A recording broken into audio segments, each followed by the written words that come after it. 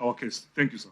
Well, I thank you. We thank you for that presentation. Indeed, you're quite right. We think this is a very thin memorandum, and yet the work you're doing is so key to the well-being and the future of this country. You have been very bold when you started by saying there are persons holding public office who should not. And there's precious little you can do because of that presumption of innocence in law, that every person is found to be innocent until they are proven guilty. Had we, as a country, achieved clarity on that issue, we'll be very far away. My first question is, your own officers, you seem to be very clear on what the governors have been able to do or not been able to do, because they are not accounting officers, and therefore get away, get other people to be sacrificial lambs. But it has also been reported your own officers go out to the counties, and the first thing that happens is the people who are supposed to fight against corruption get compromised. I'm sure you may have had reports to that effect, where your own people, and before you even want to get full staff complement, 790 of those senior people, I think are quite a number. If they are effective, if 100 of them are effective, we will change the governance structure in this country. Or indeed, the results.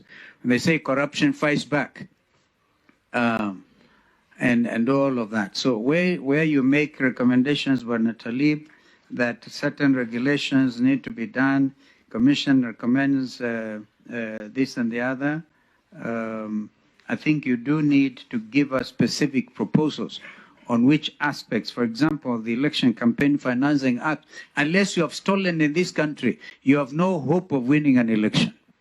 That is my own, I put it to you, and prove me wrong, that unless you steal and steal big, yeah, you cannot win an election in Kenya. You may disagree with that proposal, okay, yeah, and because that is a perception. And again, you talked about the last regime, even the current regime, where we are told that you are used as a weapon. You weaponize EACC. Are you therefore independent? I want to get that from you, because I'll give you a classic example. A senior member of Azimio Coalition is called and sent out there. We get Mother Karua, who was a who was the running mate to Raila ODINGA, comes in. She's senior counsel.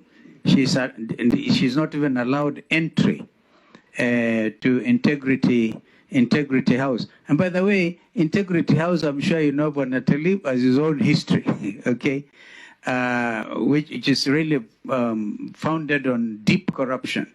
I would have expected they were moved out of Integrity House and look for another building. Look at the history of that building. But I want to commend you for being bold.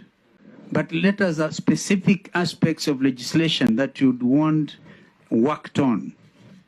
And then, if you can be independent, this country will make progress. And that's why, and I saw Bishop Oginda there as your chair, sometimes I pity him, as I did pity his predecessor. Because the moment you're appointed there from the faith community, you're seen, the first perception within the first few years is you've already been swallowed up. You lose your ethos. And so, corruption is our problem. The elephant in the room in this country is corruption.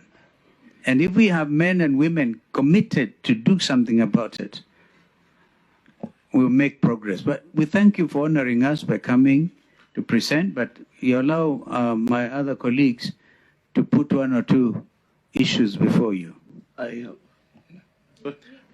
Mine will be two questions. I'm persuaded that there is a measure of independence in the ESCC when DCI was evidently weaponized against our coalition that time. ESCC remained fairly independent and fairly professional. but we need now very specific proposals as to how you delineate the mandate of the DCI and the mandate of the ESCC when it comes to matters corruption, so that then there is no, that crime fighting architecture also is not interrupted drastically.